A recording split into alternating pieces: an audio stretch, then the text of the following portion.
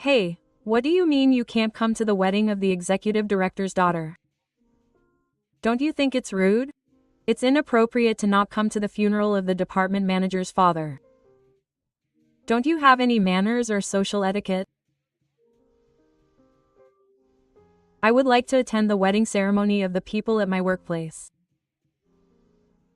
However, this call comes from my former boss at my previous workplace. If I asked to attend the funerals and weddings of the people at my workplace who have retired, everyone would wonder why I came. No matter how many times I refuse, the phone calls come as if they are harassing me. Even after changing jobs, the power harassment from my former boss at every job doesn't stop. I used to work for a major food company that also exports overseas. However, I was subjected to power harassment by my boss at that company and was fired from the company after only 2 years as a new graduate. I graduated from a famous university and have a good work capacity. I was highly praised by my seniors for making few mistakes at work. My boss was jealous of me and pinned the fraud on me. I changed the number of products I exported from 100 to 1,000. These mistakes continued and the company suffered huge losses. My boss said he was the one in charge of this matter. He showed the president the management ledger with my name on it. I told the president that I was innocent, but in the end it was all for nothing. At that time, I was lectured by my boss every day, mixed with insults. I wanted to quit a company with a boss like that. I went to the office every day thinking that. It was tough being forced to do wrongdoing, but I was glad I quit. Soon after I quit, I decided to transfer to another food company.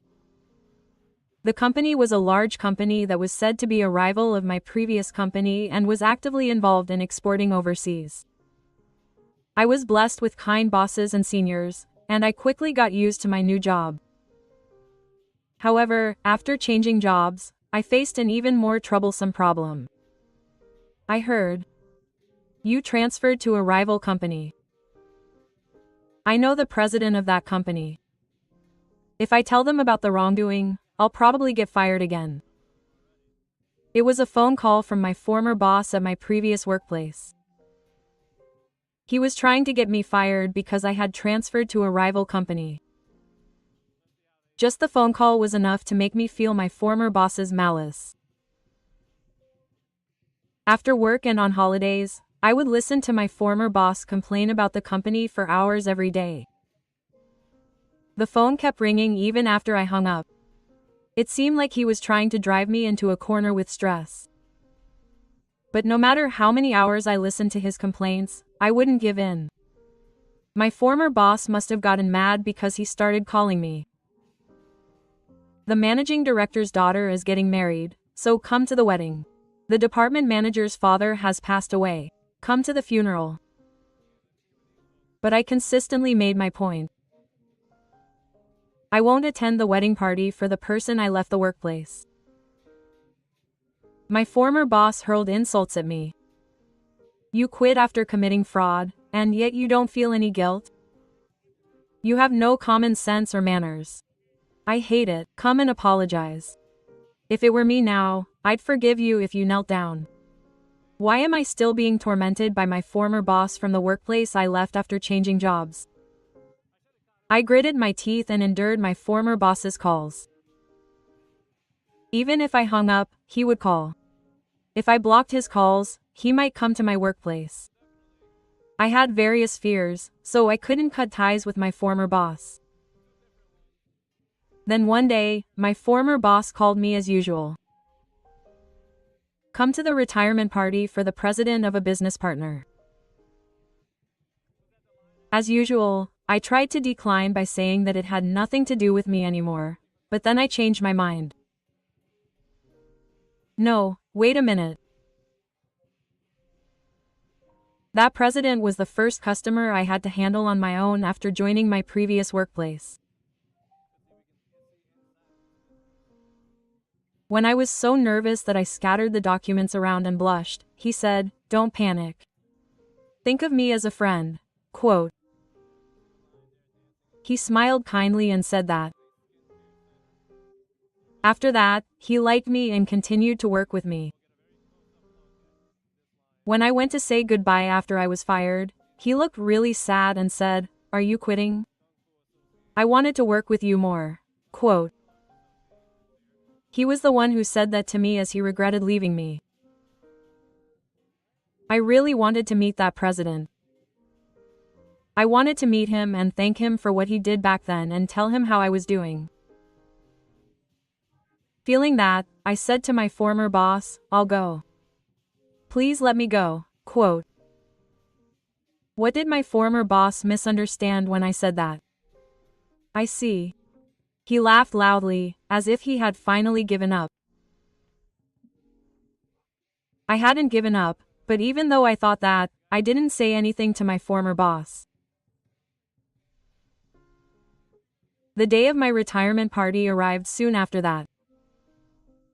I take a bus to the nearest station in my neighborhood. It's 2 stops away if I take this train. I muttered to myself as I checked the train timetable. At that moment, I suddenly heard an unfamiliar word. When I turned my head in that direction, I saw a woman with her head down and a child of about 5 years old talking to a station attendant. On closer inspection, both the woman and the child seemed to be foreigners. The station attendant tried to help, but he didn't understand what she was saying and kept asking her to repeat herself. I understood what the woman was saying. It was Arabic. I had an interest in Arabic at university and studied it for a while. At first, it was just a curiosity, but as I studied, I became hooked. I even traveled to an Arabic-speaking country with my friends. I spoke to her in unfamiliar Arabic. "What's the matter?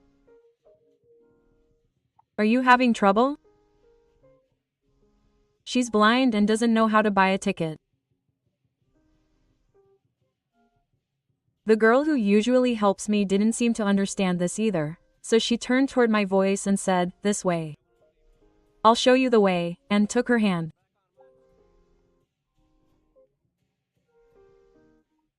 The station attendant bowed to me and said, "Thank you." I asked her where she was going in an unfamiliar language and bought a ticket for her.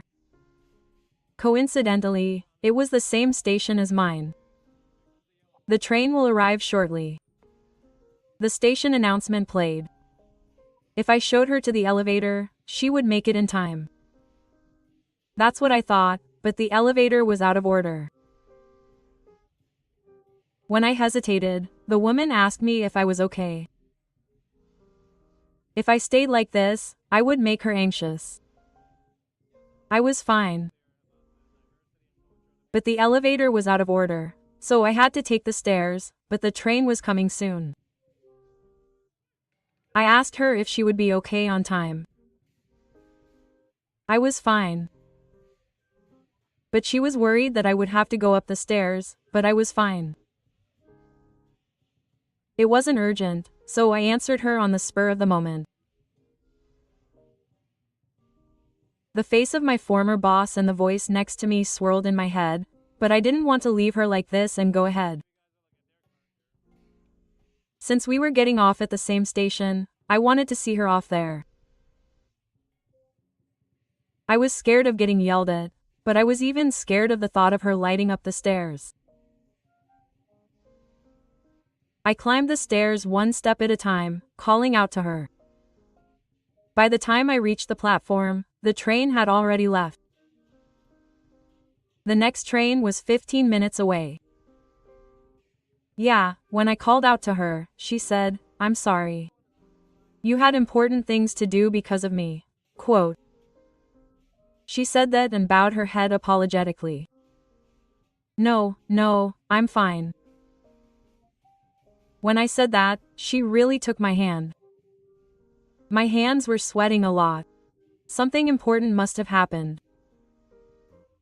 She could tell how I was feeling even though she couldn't see.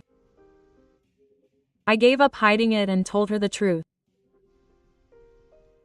That I had been fired from my company and started a new job. And yet my former boss kept calling me. That I had been invited to weddings and funerals of people from my previous workplace, and when I refused, I was lectured for hours, mixed with insults. That I had been invited to a retirement party for an acquaintance today. I had intended to turn her down again today, but she had helped me so much that I decided to go. The words just came to me naturally as I talked to her. I've never told this story to anyone. I never thought I'd be telling this story to a woman I'd just met, let alone a woman I was trying to help. She listened to me, thinking, well, that's okay. I'm sorry. I'm telling this to someone I'd just met. When I smiled shyly, she said happily, no, I'm glad you told me such an important story. Actually, I have business at the same venue as you. It's a miracle that we're going to the same station and venue. I was happy to see her rejoicing at this unexpected encounter. Many groups were holding parties and events at the venue. She was probably going to participate in some event too. From there, she told me her story. I've only been here from Algeria for about a month, and I can't see, so I'm having a hard time getting around. My husband said he would pick me up today, but he seemed very busy, so I didn't want to burden him too much and decided to do it myself. It seems I dropped a letter with information written in Japanese on the way to the station so that people would understand, but they wouldn't understand me in Arabic. I see. That must have been tough. But you've come a long way from Algeria.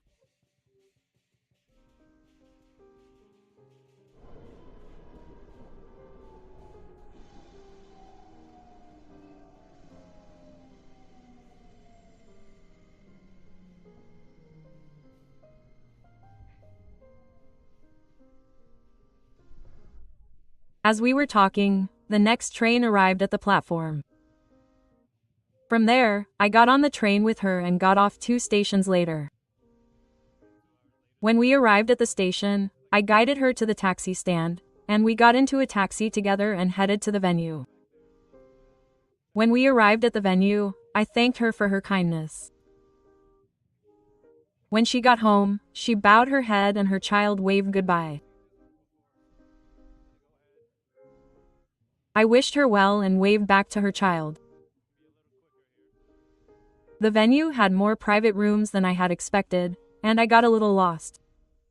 Why is it like such a maze? If I don't hurry up, I'll be sent back even later. I panicked and ran to the room where the president of my business partner was. I knew I would be scolded. Sweat profusely seeped all over my body. I slowly opened the door little by little. While no one else noticed, my former boss was the first to look at me and rush towards me. Without saying a word, he grabbed me by the collar, walked me down the hallway, and out the front door. What's with you? You're late and you're just barging in here. I hurriedly bowed my head and said, I'm sorry. Did I oversleep? Do you still do that at your new job? My former boss glared at me and said, I didn't oversleep. I argued back forcefully, then continued. I was helping a foreigner. He needed help because he was visually impaired. Huh. A blind foreigner. My former boss made a mocking noise. Is that it? A French doll with no eyeballs? Are you saying something like that walks around here? Did you see a monster? No, it's not. It's the one with the face turned white. It's not a doll, It's a normal human being just like us. When I argued back with my former boss, he let out a deep sigh. Is a blind foreigner a normal human being? We should just leave that guy alone. The spirits of the people who helped us should come first. A man was standing behind my former boss, who was yelling at me. Are blind foreigners monsters? Who are you? Grabbing my former boss's shoulders and saying that. As soon as my former boss turned around, his face went blank. No, that was a joke. A man who was angry at his former boss would need such a joke to reprimand someone who was late. Who on earth was this person? I didn't know the man and was just confused. Then I heard these words in Arabic. Where were you talking about? Dad. Huh? You. Huh, Dad. When I turned around, the woman I had helped earlier was calling out to me. My former boss was gaping with his jaw as if it had dropped. The man who had been angry at my former boss just a moment ago ran to her. Let me introduce them again. They are my wife and daughter. And I have inherited the company from my retired grandfather. I am the president of Company B. The man was the grandson of the president who had helped me at my previous company. Thank you for earlier. She said that and bowed her head. No, I was just doing what was natural. I replied in Arabic and bowed. Oh. You understand Arabic? The young president looked at me happily as he said that. I studied it when I was in college, so I know a little, but when I said that, the young president said, me too. When he was a student, he was interested in poor countries like Arabia and went to Algeria. He met his wife there and shook my hand. The young president moved to Japan because he was worried about his grandfather's retirement. He had to leave home early today and had planned to leave on the way to pick up his wife, but she said she could go 2 stations away and left. After his grandfather retired, he aimed to provide food services for poor countries. The young president told me many stories. My former boss watched the whole thing with a frozen expression. Suddenly, the young president looked at his former boss and said, "That's right. I heard from my grandfather. There was a rumor in the car that you had forced your subordinates to commit fraud." The former boss froze and stammered, "No, that's not it. I don't want to work with you, who insults foreigners and people with disabilities. I'm terminating your contract," he said coldly to his former boss. The former boss clung to the young president and said, "That's all. As I mentioned earlier, I'm planning a new service. I want to take over jobs in poor countries in Japan, and bring smiles to the world. I don't want to rely on someone who makes fun of foreigners and the disabled." After that, the president of my previous workplace, whose contract was terminated by the young president, was furious. "What have you done? We're in a huge deficit, and apparently you were the one who was also involved in the spirits fraud. You're fired. And I'm going to sue you for damages." My former boss is now unemployed, has incurred debts and paid a huge amount of damages, and I don't know where he disappeared to. He no longer calls me with unreasonable phone calls. I've become able to concentrate on my work every day, and my work has been recognized, so I've been made a team leader. The young president inherited the platform from my grandfather, who was kind to me. He has a contract with the company I work for now. On holidays and after work, the 3 of us, the young president's grandfather, his wife, and I have started going out to eat together. The young president's grandfather also says that he can trust me to teach our classes, and he encourages me. That's right. I'm happy to be working with you. The young president smiles and says this, and we have earned the trust of our family. I'm engaged to the younger sister of the current CEO, who was introduced to me by his wife. I have a fulfilling job and a happy life surrounded by a kind fiancé. I wondered what would happen when my former boss treated me unreasonably, tried to get me fired, and made fun of my efforts to help others. However, one's personality and attitude are directly linked to how others evaluate them. At that time, I endured the bad-mouthing from my former boss while working hard at my new job. And even though I was anxious about being late to a party, I didn't lose sight of my priorities and helped people in need. I feel deeply moved that all of this has led to my current happy life. What did you think? Please subscribe to the channel to encourage me to continue making videos. See you in the next video.